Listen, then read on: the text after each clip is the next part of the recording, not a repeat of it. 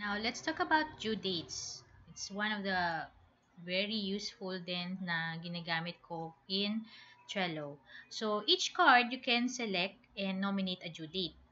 Okay, so just click in here and you could either manually enter it here, kasama yung time, or you could enter it here sa calendar. Plus, you could also remind yourself a day before, few minutes or a few hours before nung due date. Okay? And then, ang kagandahan pa sa power up nito, pagka naka-enabled yung calendar power up, you can view these cards, like I mentioned earlier, na pwede siyang ma-view as a calendar view. Parang nakaganito siya. And doon, kita mo talaga kung alin na yung overdue, alin na yung coming due soon, or yung coming up na ma-due, and which are malayo pa naman na ma-due. Yan. Now, you could also get a link mula dito sa Trello. Ilalagay mo siya dun sa, anong tawag nito? Sa Gmail calendar. Para kapag naka-open ka dun sa Gmail calendar mo, and yun, nagbibigay din ng notification doon sa email mo and sa Google Calendar mo. So, isa yun sa mga maganda ring i-add na feature kung sakaling may available kayong power up. Maganda talaga yung calendar kasi marami siyang pwedeng gamit. Okay? Now, let's see. If, let's say, I put this to be due ng 25, mga around 9 o'clock. 9 o'clock a.m. This one, yung settings pala nung time, ang susundin niya is yung nandun sa settings nyo. Kung naka-Philippine time zone kayo, Philippine time zone yan. Kung naka-Australian time zone kayo, Australian hours yan. So, you need to be mindful. Always check your settings kung anong time zone kayo nandoon. Okay, for now, lagay natin to ng none. Then, sisave ko siya.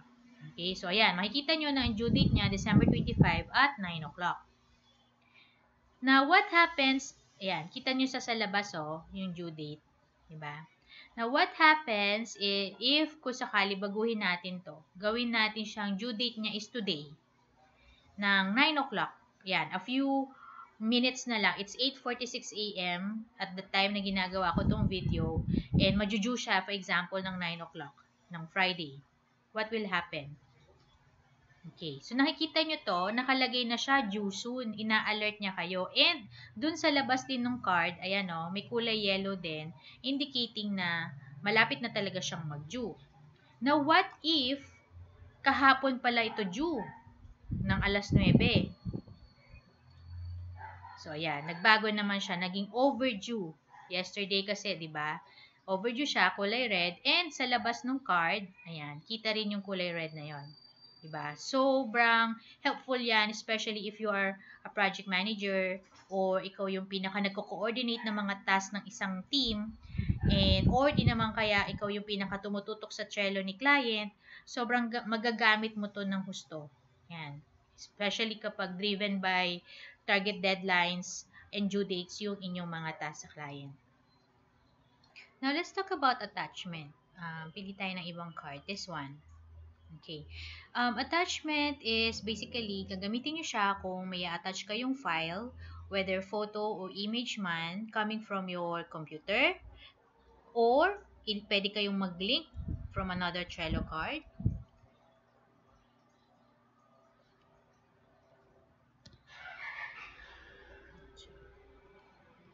Card. Yan. Pwede nyo i-link yung ibang Trello card, like that. Okay?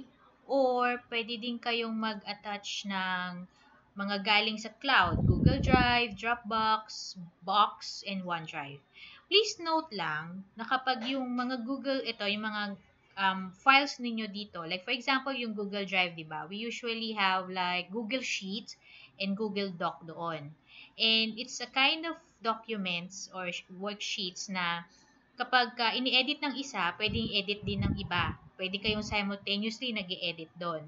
Now, kapag ikaw yung naglagay ng Google Sheet dito, and let's say somebody else, at the time na nilagay mo siya or a different time, ini-edit niya sa end niya, yung edits ng tao na yon hindi magre-reflect dito sa in-attach mo sa Google Drive.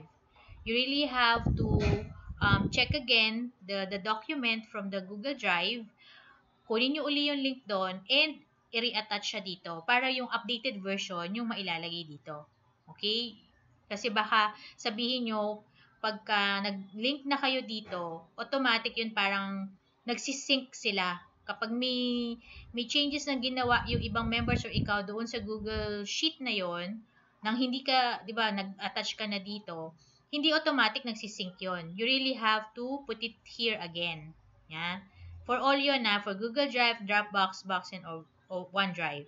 Now, if you have other links na, let's say, ako, gumagamit ako ng tinatawag na Mega NZ. It's similar to Dropbox, pero mas mura siya. Free yung 50 gig niya. Diba, ang laki na nun. Sa Google Drive, you are going to pay 89 pesos for 100 gig. Yun, 50 gig, free na siya. So, may ganun ako. May Mega NZ ako. So, pwede nyo siyang i-attach dito. And it's actually good when you have like, para siya pwede mong gawing bookmarks. Kasi kahit na anong link pwede siyang ilagay dito. Pwede nyo i-attach. Now, yung isang sinabi ko kanina na para mag-sync whatever yung in-attach yung Google Sheet or Google Doc para mag-sync kapag nag-change kayo sa labas, you need to add a power up. Yan. I-search nyo yung power up na yun. Then, you could also attach conversations coming from Slack. Meron akong Slack sa team ko. So, if we have conversation and we wanted it to be, kada may conversation kami doon na related sa Trello and we want a certain card dito sa Trello ma-update, then, kailangan namin yung power up na yon. Yan. Para mag-sync yung conversation sa Slack to Trello. So, ganun din dun sa GitHub, yung sa Salesforce, and dun sa iba pang pwede ninyong i-integrate na mga apps. Okay? Now, let's go to, so we have talked about attachment. So, covers. Okay, covers naman is, like I've mentioned kanina, it's just a way for you to be more organized kasi may picture siya, di ba? May picture kayong makikita doon sa card ninyo pag naglagay kayo ng cover. Card cover.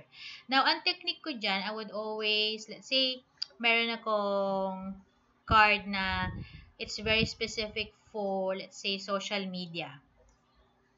So, I will just type here, media.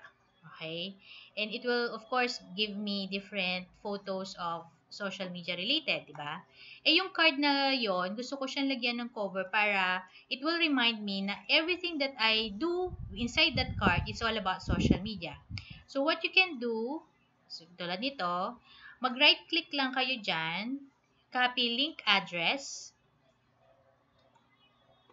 punta kayo dun sa Trello, and then again, dun sa attachment, dito nyo i-paste yung attach link. Pwede nyo lagyan ng name. Let's say, gusto ko, lagay ko social media. And then, attach nyo siya.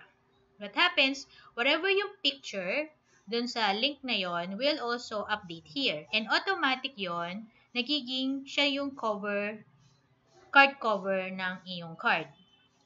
So, yan. So, pagka tingin mo dyan, okay, ito pala yung social media ko. So, diba? Easy to identify siya. It makes you more organized and it's more convenient to identify cards, diba? Now, ang isa pang technique para maglagay ng image is, let's see, how about, okay, eto. Let's say, community engagement, kunyari ito. Right-click uli kayo dyan, copy image, punta kayo dito sa isa sa mga card, and doon sa laptop or PC nyo, i-type nyo yung Control V. Now, what it does, i-attach niya yung image. Yan. Cover na siya ulit. Now, you could comment on a certain picture and then lagay nyo, hi, ganito, teammate. Ito pala yung naisip kong image or ganyan-ganyan for this card. Diba? Pwede ka mag-comment. And then, save mo lang siya, i-add mention mo, and kung magdagdag ka pa ng attachment, also pwede din. Okay? Then, the other, isa pa, you could also delete this, of course. You could also edit the name. Ayan, image PNG lang kasi nakalagay. So, para mas relevant yung yung title ng image, you could always edit that through here para, ayan, makikita nila, oh, it's the community engagement nga pala na card. Okay. Now, you could, of course, remove the cover if you want. Yan. Andito pa rin naman yung image, pero hindi na siya cover nung card na yan. Okay. And then, make it a cover again by just clicking that area. Okay. You can manually add an attachment or here through these different options. Okay.